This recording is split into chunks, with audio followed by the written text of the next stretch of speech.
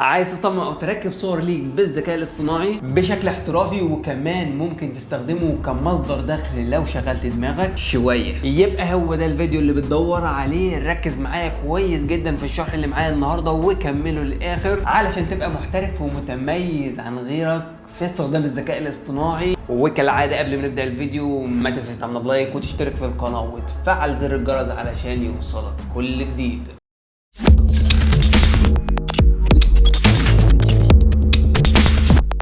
قبل ما نبدأ الفيديو، لو انت حابب تنتج صور بلا حدود ومجانا باستخدام الذكاء الاصطناعي وبطريقة رهيبة جدا وسهلة جدا جدا جدا، كل اللي عليك هتدخل الفيديو اللي هسيبه لك اعلى الشرح بتاعنا ده، او هتدخل بس عندنا على القناة هتلاقي فيديوهات كتيرة بنشرح لك فيها طرق مختلفة لاستخدامات الذكاء الاصطناعي هتعجبك جدا. السلام عليكم، معاكم طارق جاد، كل سنه وانتم طيبين ويا رب عند الرسول كلنا متجمعين باذن الله. النهارده معانا فيديو بسيط وسهل ولذيذ جدا. كل اللي محتاجه منك نقطتين مهمين: ان انت تكون متابع شروحاتنا في استخدام الذكاء الاصطناعي علشان تتعلم معانا ازاي تستخدم الذكاء الاصطناعي، والنقطة التانية والمهمة جدا واللي هنستخدمها في تركاية بسيطة خالص وهو استخدام الفوتوشوب. لازم تكون تعرف تتعامل مع الفوتوشوب اقل حاجة علشان تقدر تطلع صور احترافية كاملة متكاملة زي اللي شفتها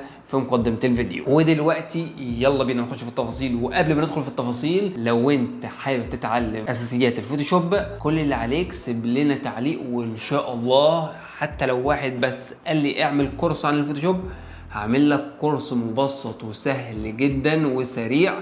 الفيديو اللي معانا النهارده مقسم لثلاث اجزاء. في الجزء الاول هعلمك باختصار ازاي تستخرج ووصف اي صورة بالذكاء الاصطناعي، ولو عايز شرح تفصيلي هتلاقي فيديو عندنا على القناة بيشرح الموضوع ده بطريقتين مختلفين. وفي الجزء التاني هناخد الوصف ده ونبدأ ان احنا ندمجه مع الشخصية اللي احنا عايزين نستخرجها بنفس شكل وصف الصورة الاولى دي، وبرضو عندنا فيديو على القناة بيشرح الأداة دي بالكامل. وفي الجزء الاخير هنبدأ ان احنا نعدل تفاصيل الوجه باستخدام الفوتوشوب علشان تطلع صورة كاملة بتفاصيل واضحة وفعلا طبق الشخصية اللي في الصورة الاصلية. هندخل دلوقتي في موضوع الفيديو ونتجه مباشرة لكروم، واول خطوة معانا هي استخراج الوصف. وزي ما قلت لك هتلاقي فيديو عندنا على القناة بالشكل ده بيشرح تفاصيل استخراج ووصف اي صورة بالذكاء الاصطناعي. بمجرد ما بتنزل لاخر التدوينة وتختار الموقع اللي انت عايز تستخدمه في استخراج الوصف وتضغط عليه هيوجهك مباشرة للموقع. هنبدأ ان احنا نرفع الصورة ونستخرج الوصف بالشكل اللي انت شايفه ده. هناخد كده الوصف كنترول سي، هناخده نسخ ونبدأ ندخل على الخطوة التانية. وفي الخطوة التانية زي ما قلت لك برضو ان في فيديو عندنا على القناة بيشرح الاداة دي بالكامل، وبمجرد ما بتدخل على التدوينة الخاصة بالموضوع وبتنزل لاخر التدوينة هتلاقي عندك رابط لتشغيل الاداة بشكل مباشر. وعلشان تتعلم ازاي تستخدم الاداة وتشغلها بطريقة طبيعية سليمة كاملة لازم تدخل تسمع الفيديو ده. بعد ما بتدخل على الاداة وبتشغلها بتشتغل معاك بالشكل اللي انت شايفه ده. هنبدأ دلوقتي ان احنا ندمج الصورة اللي معانا بالوصف اللي احنا استخرجناه في الخطوة الاولى. هنحط هنا كده في الخانة دي الوصف اللي احنا استخرجناه. هنبدأ دلوقتي ان احنا نضغط على input image ونبدأ ننزل لتحت كده. هنختار الاختيار التاني image prompt، هيظهر معانا الخانات بالشكل ده ومكتوب عليها اسقط الصورة. هنا هنضغط كده عليها هيوجهنا مباشرة للجهاز الخاص بينا. كل اللي عليك هتختار الشخصية اللي انت عايز تبدأ ان انت تتعامل معاها، وطبعا احنا مختارين كمثال هنا الشخصية الزفت اللي ظاهرة قدامكم دي، مش عايزين نذكر الاسم. هنبدأ ننزل كده لآخر الصفحة ونضغط Advanced، هيبدأ يظهر معانا الإعدادات المتقدمة للصورة وطريقة التعامل معاها من الذكاء الاصطناعي. هتلاقي عندك كده 4 اختيارات هتختار فيس سواب اللي هو الاختيار الرابع، يبدأ ان هو يعدل معانا في الإعدادات بالشكل ده بتاعت الصورة. هنطلع كده لفوق ونلغي الاختيار ده خالص كده بالشكل ده ونبدأ نختار الاختيار التاني Advanced. وهنا هنبدأ نعدل على الإعدادات بتاعة الستايل اللي هيستخرجه الذكاء الاصطناعي. في البداية كده في صفحة السيتنج هتخلي دي سبيد زي ما هي، بحيث ان هو يستخرج لك صور بسرعة. وهنا مثلا في الاختيارات دي يعني حجم الصورة، يعني الابعاد بتاعتها انا مختارها مثلا بشكل مربع كده 1:1. وفي الاختيار التالت هنا بتعمل عدد الصور او النتائج اللي هتستخرجها بالذكاء الاصطناعي في المرة الواحدة. وهنا الامتداد بتاع الصورة، وهنا النيجاتيف برومبت اللي هي الحاجات اللي انت مش عايزها تظهر في الصورة.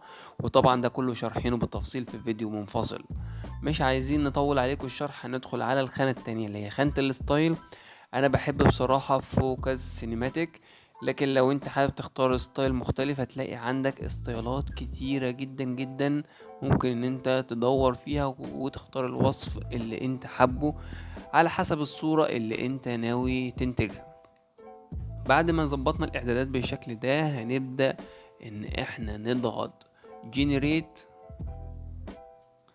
وهننتظر لحد ما يبدأ يستخرج معانا النتائج بتاعة الصور، وهنشوف هنوصل لإيه. بعد ما بتنتهي من عملية التصميم وبتختار التصميم اللي انت حابب توصل ليه، مجرد بس ما بتختار التصميم بالشكل ده وتحمله من الأيقونة اللي أعلى يمين الشاشة كده، هتبدأ ان هي تتحمل عندك على الجهاز.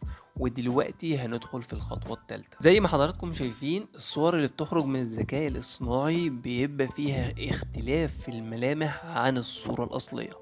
وعلشان نحول الصورة اللي احنا عملناها بالذكاء الاصطناعي بحيث ان هي تبقى طبق الاصل للصورة الاصلية، هندخل دلوقتي الخطوة الثالثة، وهو استخدام برنامج الفوتوشوب علشان نبدأ نركب التفاصيل علشان تبقى صورة واحدة كاملة متكاملة. هنبدأ نرفع الصورة داخل برنامج الفوتوشوب بالشكل ده. بعد ما بتترفع معانا الصورة بالشكل ده هنبدأ نرفع الصورة الأصلية برضو داخل الفوتوشوب. هنبدأ دلوقتي نضغط على البين تول علشان نبدأ نحدد ملامح الوجه من الداخل، يعني كل اللي احنا علينا نحدده بس هنقطع العينين والأنف والبق بس فقط لا غير.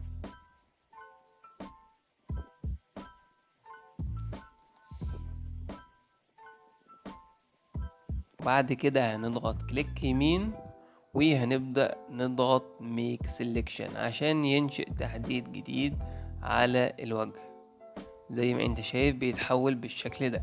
دلوقتي احنا هناخد التحديد اللي احنا عملناه من الصورة دي وننقله للمشروع الاول بالشكل ده. وهنبدأ ان احنا نظبط الوجه ده، نصغره ونكبره ونظبطه بحيث ان هو يبقى متركب تماما على الصورة الاصلية. هنبدأ بس ان احنا نقلل الشفافية بتاعته بالشكل ده. نبدأ ان احنا نضغط كنترول تي علشان نبدأ نعدل الحجم بتاع الصورة.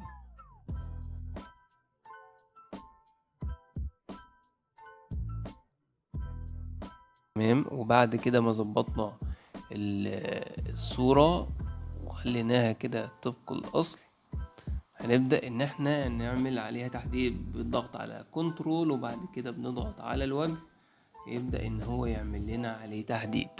هنبدأ نضغط سيلكت وهنضغط موديفاي وبعد كده هنختار رابع اختيار كونتراست وهنبدأ نخلي الرقم ده 5 ونضغط اوكي. بعد كده بنحدد على الصورة الأصلية اللي احنا انشأناها وهنضغط كلمة ديليت. وبعد كده هنضغط كنترول دي علشان ننهي عملية التحديد. ولو اخفينا الوجه هتشوف ان تحته كده تم حذف الصورة اللي تحته. كده احنا ماشيين بشكل سليم. هنبدأ دلوقتي نضغط كنترول ونحدد كل الملفات بالشكل ده كده. دلوقتي هنتأكد ان احنا محددين على الصورة الأصلية اللي احنا انشأناها والوجه اللي احنا قصيناه، ونبدأ نضغط كلمة edit من اعلى يسار الشاشة ونضغط لحد ما نلاقي auto blend layers، نضغط عليها كده بالشكل ده. وهنختار تاني اختيار اللي هو stick image وهنضغط اوكي. هيبدأ ان هو يدمج لنا الوجه مع الصورة اللي احنا ركبناها بالشكل ده. ولو صغرنا كده الصورة هتلاقي ان كده الصورة فعلا بقت طبق الاصل تماما. وبكده نكون وصلنا لنهاية الفيديو، وهذكركم مرة كمان لو انت عايز تتعلم اساسيات الفوتوشوب كل اللي عليك هتسيب لنا تعليق اكتب لنا في اساسيات الفوتوشوب، وان شاء الله اعمل لك فيديو او فيديوهين او 3 بالكتير، كورس بسيط وصغير جدا هيعلمك اساسيات الفوتوشوب علشان تبقى ملم بموضوع التصميم والديزاين اللي هيفيدك وهينفعك وهتحتاجه كتير في شغلك على الانترنت. وفي النهاية سبحانك اللهم وبحمدك، اشهد ان لا اله الا انت، استغفرك واتوب اليك. سلام عليكم.